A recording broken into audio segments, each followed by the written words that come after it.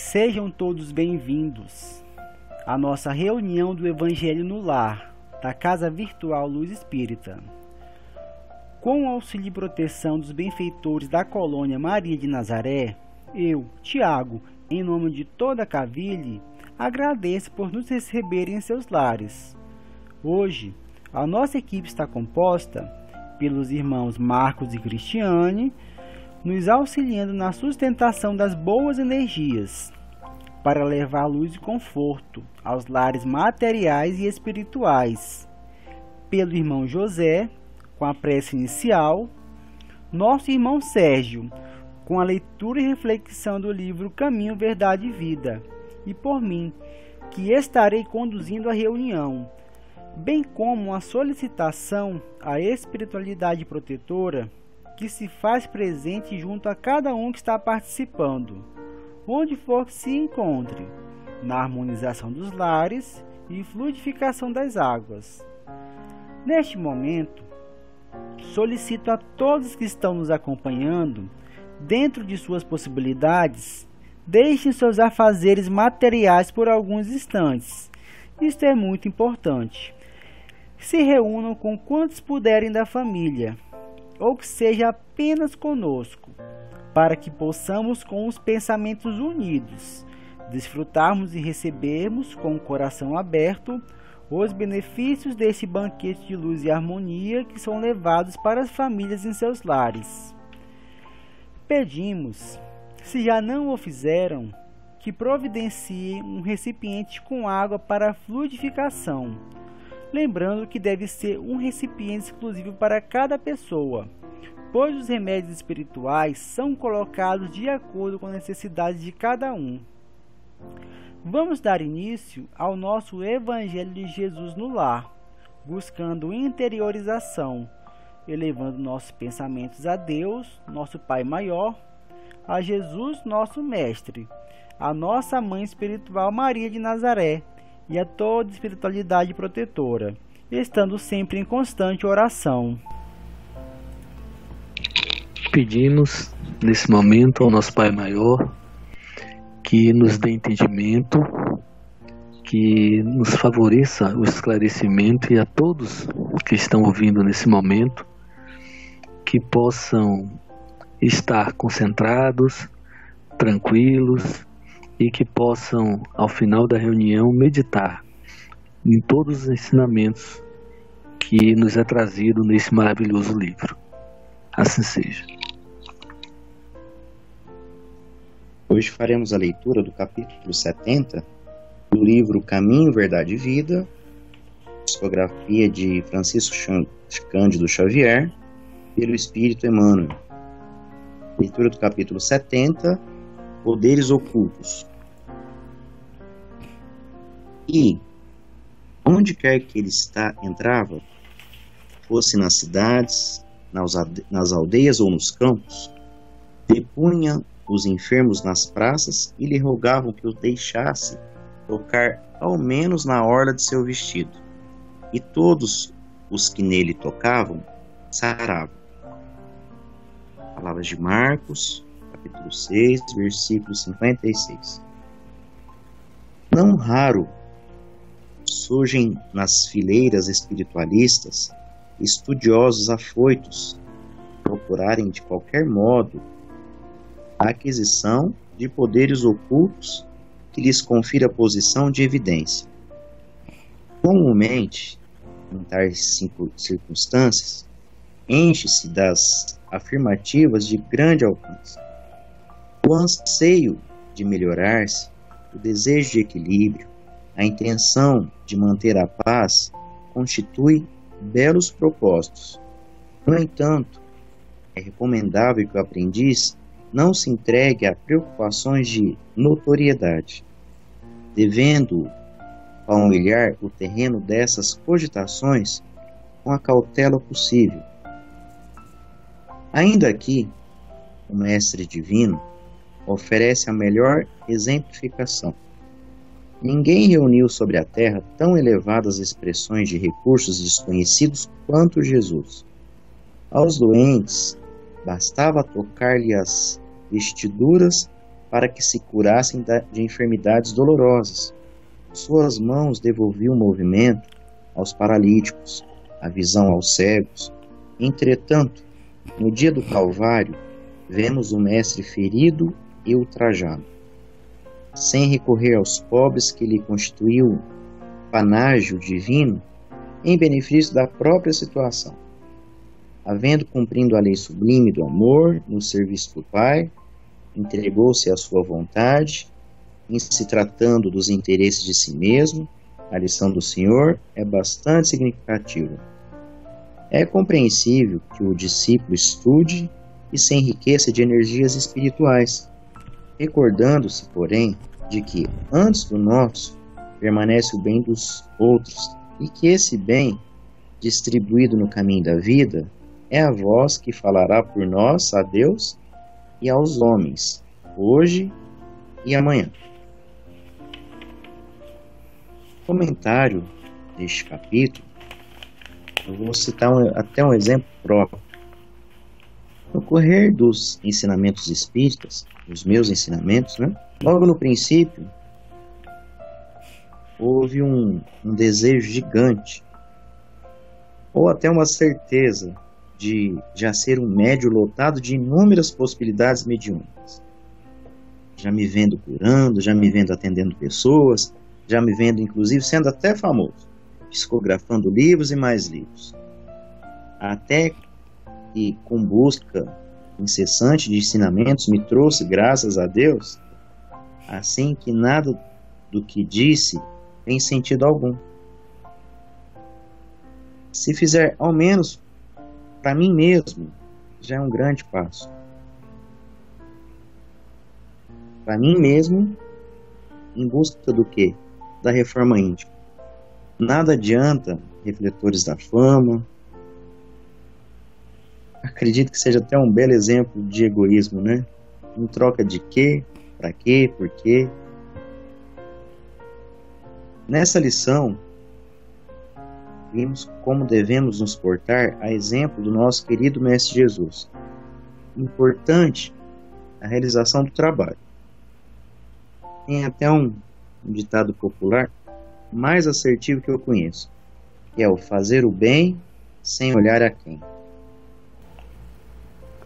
Bom, como percebemos em relação ao que o apóstolo explica e ao que Emmanuel de fato coloca à disposição para que nós possamos compreender, percebe-se que o apóstolo ele coloca a situação de Jesus como sendo o exemplo mais puro e mais verdadeiro do que deve ser aplicado com relação a tudo que você pode vivenciar no mundo espiritual.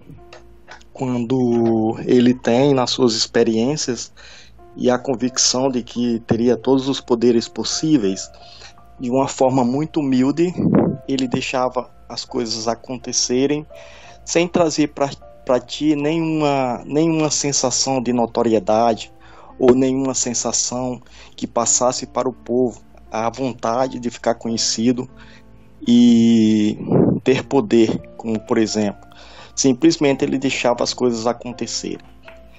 O Emmanuel, por sua vez, ele tenta mostrar para cada um de nós que estamos buscando conhecer que o primeiro passo é você ter humildade de saber que é um caminhar, que você tem que buscar, seguindo o exemplo de Jesus, no sentido de que as coisas possam acontecer, que os dons possam, de fato, se aflorarem, mas de maneira que você não tente, com afã de querer ser melhor do que os outros, ou de ter poder mais do que os outros, buscar imediatamente uma notoriedade, ou tentar ter poderes ocultos que todos nós desconhecemos. A verdade é esta: todos nós desconhecemos, e se houver essa manifestação, que seja uma manifestação de Deus para com cada um de nós, e que seja baseado especificamente no exemplo que Jesus deu, né? Que ele mostrou com muita humildade que ele era uma pessoa que poderia tudo, mas que também se entregou com a sua própria carne, demonstrando que também tinha o lado humano, né, quando houve a sua crucificação por todos nós. Então precisamos sim ter a busca constante para tentar conhecer esse mundo que para nós não é muito claro, e que naturalmente as manifestações existem e podem nos tornar alguém que possa trazer benefícios para os outros, mas com muita humildade, com muito respeito e sempre tendo Jesus como exemplo.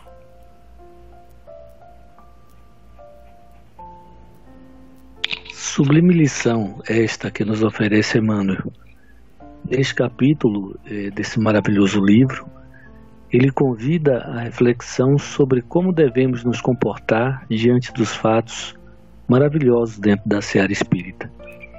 Nos ensina que o médium não deve se envaidecer, não deve sentir-se melhor ou mais importante do que ninguém, pois a quem muito é dado, muito será cobrado. O maior mestre que aqui esteve, Jesus, nos ensinou com suas próprias ações a sermos humildes, pois, como bem ensina o texto, no momento supremo ele não se utilizou de nenhum dos seus poderes e aceitou humildemente a flagelação, o escárnio, a humilhação e caminhou para o Calvário, deixando-nos a lição maravilhosa da cruz. Os ensinamentos de hoje nos convidam a caminhar com resignação, a trabalhar para o bem, pelo bem, sabendo que por maior que sejam os dons, saibamos que somos menores que qualquer um que adentre a casa espírita clamando por socorro, por um auxílio. Sejamos humildes como Chico, mansos e pacíficos, e façamos do amor o nosso principal escudo. Essa lição de hoje nos chama atenção para fazer o bem sem evidências. E os poderes ocultos, né, entendemos que é toda a caridade praticada. Jesus disse, né, que a vossa mão esquerda não sabe o que dá a vossa mão direita. Né? A moral de Jesus se resume na caridade e na humildade. Né? Através da humildade, né, vamos estimular todas as outras virtudes. E precisamos ser humildes e reconhecer que somos apenas instrumentos de Deus, apenas intermediários quando operamos uma cura, ou quando oramos por alguém, quando auxiliamos através de uma palavra, um ato. E como o Sérgio bem colocou, né, fazer o bem sem olhar a quem, é fazer para o próximo o que queremos que nos façam, e que nos entregamos à vontade do Pai sem qualquer interesse ou reconhecimento na prática do bem. Levemos em nosso coração os ensinamentos tão bem explanados, buscando nos interiorizar com pureza na alma, ouvindo uma canção e refletindo. A sede pelo conhecimento acerca das verdades evangélicas é salutar, mas não devemos nos deixar contaminar pela armadilha do orgulho. Quanto mais conhecimento, mais responsabilidade. O resultado de nossos estudos deve ser utilizado a fim do bem comum e não do nosso bem pessoal.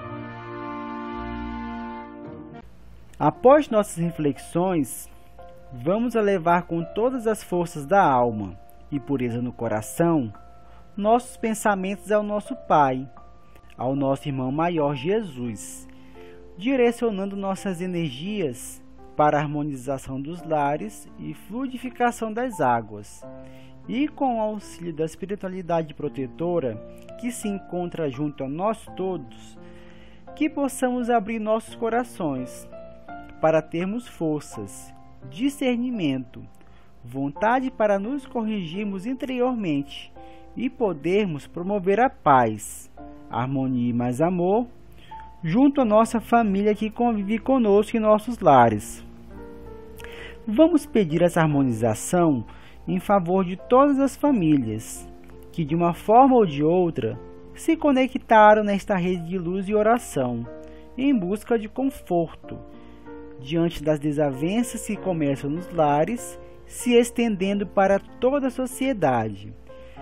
Pedir harmonização por nossa família, onde quer que se encontrem, mesmo aqueles que não convivem conosco, por nós mesmos, como também por aqueles que já partiram para a pátria espiritual, que sejamos todos amparados e possamos encontrar a paz e a cada novo dia sermos um pouco melhores.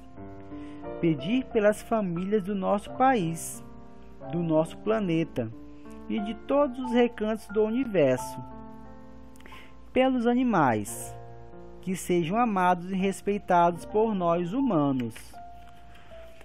Por todos os nomes que desfilam em nossa mente nesse instante e necessitam de auxílio para se harmonizarem interiormente.